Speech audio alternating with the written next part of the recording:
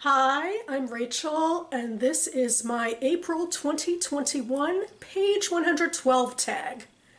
The page 112 tag was started by Sean at Sean the Book Maniac. He based it off of a French literary prize, wherein they comprised the long list of their prize solely by reading page 112 of the books in contention. So it's a prize that's very much based on the writing alone, because you don't have a lot of context of story from before. I have been using this tag for the past year, a little over a year, to cull my physical unread bookshelves. I mean, well, some of them are in here, but anyway. And I will link to my last video down below. I have this handy-dandy Books and Cats mug, which has the titles of several of the books on my shelves, unread books that I added to my collection from 2020 or before. So there's a lot that have been waiting for a while. I pull out 3 of these titles at random, then read page 112 from each of them, and from there decide which book I will add to my month's TBR. The point, of course, being that I hew closely to the idea of using the writing on page 112 to make that decision, although admittedly sometimes I have let other factors come in as well, stuff like page count perhaps. I am trying to read 10 books this month. But we will see. Hopefully I'll get 3 strong page 112s regardless. So let's get started with pick number 1 here. Okay, alrighty.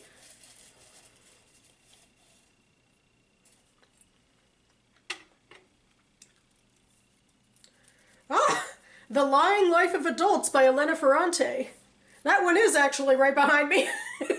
And it is a very recent acquisition. I got it over the winter holidays in 2020. That does seem to be a theme that I get a lot of my most recent books randomly pulled out of here. But I'll go with it. I'm very excited for this one. I was just talking about this book with my mom on the phone last night.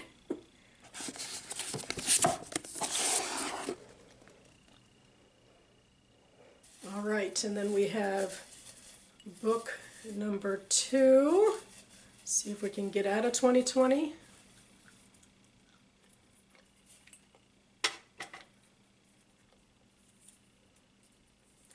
And yes, we can. This one I think I got a year or 2 ago. This is Jews and Words by Amos Oz and his daughter Fania Oz Salzberger, which I got actually at a memorial service that was held in the DC area shortly after Oz died. This is a nonfiction work about Jews and words, and it's an intriguing topic to me. We'll see if it holds up.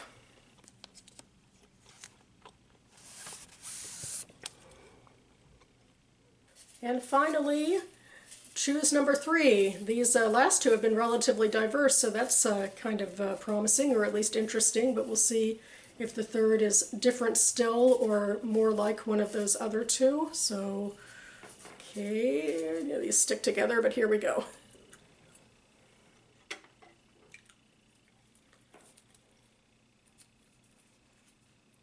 Unspeakable Things by Kathleen Spivak. So this is a novel, like the Ferrante novel, although I've had it on my shelves for a couple of years now. This is one of the books that I gained notice of due to it being on the Jewish Book Council website. It might be Holocaust-related fiction, I'm not sure, but I guess I will be finding out soon. And with that, I will be off to gather my books and read page 112s, and I'll be coming back with my thoughts. Okay, and I'm back to read and discuss my page 112s, starting with book 1, The Lying Life of Adults by Elena Ferrante and translated by Ann Goldstein. This starts in the middle of a sentence, so I will flip back to the last page to start here. Here, the priest turned meaningfully to my aunt. "Our discontent should never touch children," he said, and I thought that he, too, must have noticed in Vittoria an unusual distress, while he kept one hand on Ida's head.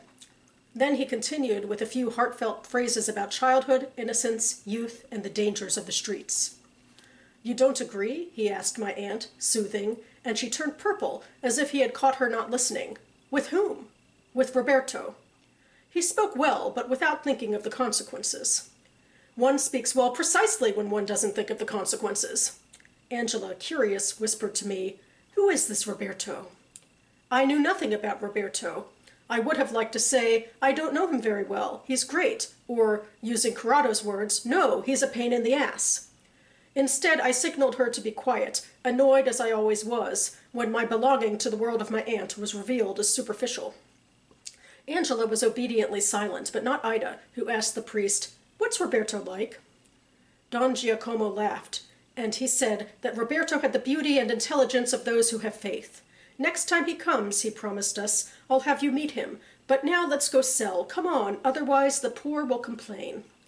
So we passed through a doorway into a kind of courtyard, where, under an L-shaped portico decorated with gilded festoons and multicolored Christmas lights, there were stands crammed with used objects. Margherita, Giuliana, Corrado, Tonino, and others I didn't know were decorating and arranging things and welcoming with ostentatious gaiety the possible buyers for charity, people who, to look at them, appeared only slightly less poor than how I imagined the poor. I gotta say, I guess overall I'm disappointed by this. Part of it, I think, is, just the reality of page 112, and that, we're in the middle of a conversation with a bunch of people we would have known if we read the rest of the book beforehand. It's a very insular conversation. The conversation seems to revolve around one person who isn't even conversing in the conversation, this Roberto figure. The father is having opinions, and he's talking to the main character's aunt, and then there's these other two women, Angela and Ida, and Roberto seems to be the theme. I don't know. And then we move on into what seems to be some sort of Christmas charity event. I might be projecting a bit too much on that. I like some of the details in that, the physical details, like the gilded festoony stuff in the portico.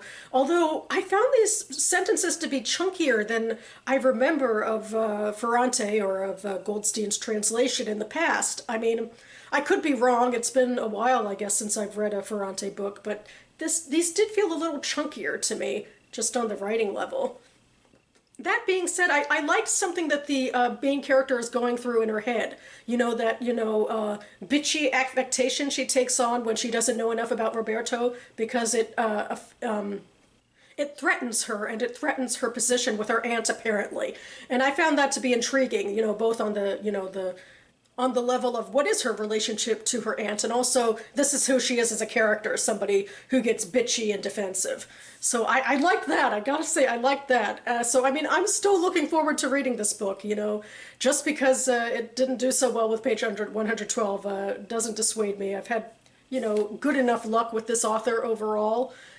So I will still be going forward with this, whether, this month or some other time. Next, I'm reading from Jews and Words by Amos Oz and Fania Oz Salzberger.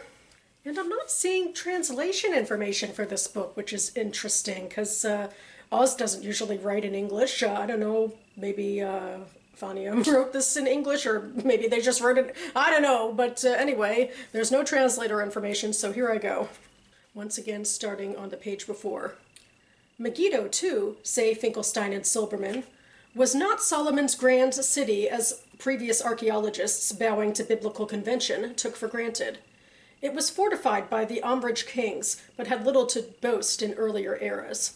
Our great biblical narrative of Saul, David, and Solomon, not to mention all figures who allegedly preceded them, is an even later construct, concocted from old tales by the scribes of the same King Josiah, who perished in the Megiddo Valley. Finkelstein and Silberman's book is considered provocative. Some archaeologists share similar observations, while other scholars claim that the biblical stories are far too sophisticated and urban to have been crafted in the coarse environment these authors suggest. Moreover, many readers, like us, refuse to be shocked. Our Bible is made of intricate texts, not disappointing excavations. Literature and historiography, writes Rachel Elior, document linguistic, historical, and cultural layers far more clearly and accurately, depicting the writer's world far better than piles of stones, whose vagueness is not concretely decipherable. In a vibrant public debate that began even before the publication of The Bible Unearthed, Israel's greatest songwriter-poet, Naomi Shemer, memorably snapped, "I am no specialist in archaeology, but who cares whether it happened or not? Suppose the Bible never was, but only a fable. I think this fable is more alive than all of the stones. We, for our part, do care, and would love to know whether it happened or not, if only we could. The Bible, for us, is a tricky cocktail of fact, myth, and the sort of fiction that can convey deep truths. But we heartily agree with Schemmer on her fundamental point. The grandeur of ancient Israel is not a matter of cities and kings. Oh, wow. I like this even better than I thought I would, with my vague remembrance that, shockingly, this book has to do with Jews and words. This specific page has to do with the words of the Bible and how they are seen through the eyes of Jews and of archaeologists and of history. This is sort of the perfect book for maybe Midrash next month, even though I already have my, reading list mapped out for that, I think, and I don't really have time to be reading more books because of the BookTube prize and blah, blah, blah, but man, I loved this. Beyond the narrative flow, which I thought was pretty good, following the arguments that which I assume are Oz and Oz Salzberger, laid out, I just was entranced by what they're talking about. This sort of stuff is fascinating to me. It's stuff I'm thinking about a lot, especially with maybe Midrash, where I've been watching a couple of the intro videos, and we have people talking about God again, and what's going on here. Does God exist? God doesn't exist. What does it mean then? And this really lays out to me a lot of what's important to me, that even if it didn't happen, who cares? These stories have been around for so long and have shaped us for so long that, they expressed it so much better than I could have thought to. So I'm just in love with this. So I don't know. This is a pretty strong contender. And finally, Book 3, Unspeakable Things by Kathleen Spivak. And this one is most of a page, but it does start at the beginning of a sentence and, ends at the end of a sentence because it's also the end of a chapter. As they tripped in single file, the men rubbed their hands in anticipation. "Here we are, my darlings," sang out the first violinist, as he had every lunchtime for 15 years. But silence greeted them. The kitchen was tidy and cold. No pots bubbling merrily on the stove, and the enamel kitchen table was unadorned. No tablecloth, no deep white bowls awaiting soup and gratitude. Nothing. The kitchen stood bare and clean and cheerless. Bewildered, the four men looked at one another. What was this? What was this terrible void? "Where are you, my little dumplings?" the men sang out, as if playing a little game of hide and seek. They tiptoed around the room into the pantry. "Where are you, our little mice, our dearest ones, our little strudels, our sweet little legs of lamb?" But there was no answer. Clasping their hands in front of them, the men coaxed, come out, little darlings. Are you hiding from us, silly ones? Oh, come here, our succulent pork chops, our sugar buns." Again, nothing but cold silence greeted them. "Now, my dearest ones, be reasonable," said the first violinist, trying a sterner note. "You know it is lunchtime, and we must eat. This is enough of joking." Still no answer. The men looked at one another. Their eyes widened, and they began to feel frightened. "Come now, our Kuchen, this has gone on long enough." The cold kitchen gave no answer, and the instruments waiting in the parlor were silent also. A vacancy filled the house.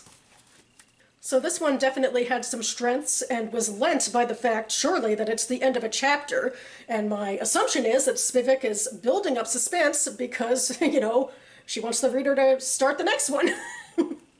So we're in this location where these men come home for lunch, it seems, and are expected to be greeted by people. I would assume children, given the nicknames. But the children are nowhere to be found, and they just keep on getting met with this silence. That being said, I feel like she went overboard with some of these foodie nicknames. I think it detracted from the suspense after a while. I'm just like, whoa, this is ridiculous. And though perhaps she was trying to convey, that when people get nervous, they tend to overspeak, I think, to fill that anxiety up with something like, where are you? Where are you? I can't find you, so I'm going to keep talking until I find you, that sort of thing. So, I guess that's what I'm assuming for that, but I don't think it quite landed. But still, it's engaging enough. I'm certainly looking forward to getting to this, but this is certainly not one of the books I will be angsting about in this next section. So which book should I actually read this month for the page 112 tag? Should it be The Lying Life of Adults by Elena Ferrante, because even with all of its flaws, I'm still interested in the book. I know my mom is interested in the book, so I should be getting it to her. And perhaps I could even coax my mom and auntie's book club into reading this book for May, because there's no way I can read another book in May for that book club. So if I read it now, I can participate in the book club next month. It is crazy, isn't it? I spent a lot of this video, which is about choosing a book to add to my TBR, talking about how I don't have enough time to read things.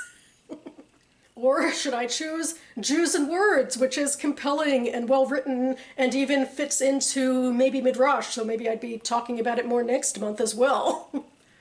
Honestly, I was this close with going for The Lying Life of Adults, but after, sitting here and talking through everything, I just can't deny how much this book really fits the prompt for me, the page 112 prompt, that it was compelling and well-written and something that I would really like to get to based on page 112. So I think I'm going to go ahead and go with Jews and Words. Look at me following my own rules, huzzah! So that about covers it for me now. You can find the Goodreads links for all of these books listed down below.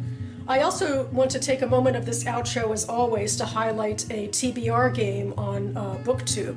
It's a subgenre of BookTube that's gotten very popular, and people are constantly thinking up new games, new ways to challenge themselves to make their own TBRs. I think it speaks to that sense of spontaneity. That's why I link it to these page 112 videos, because I use these tags in part to, decide on the spot what to read rather than thinking it out months in advance.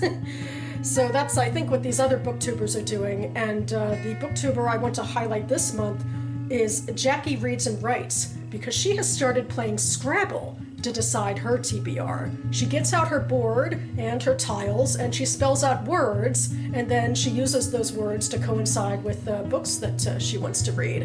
And immediately I figured to myself, what a better appropriation of a bookish tag than just play Scrabble, which is a word game. So I thought that was really great, and I will link to her playlist down below. I will be back on this channel in a few days to talk about my Friday reads, so stay tuned for that. But in the meantime, thanks so much for watching, everyone, and I'll see you next time.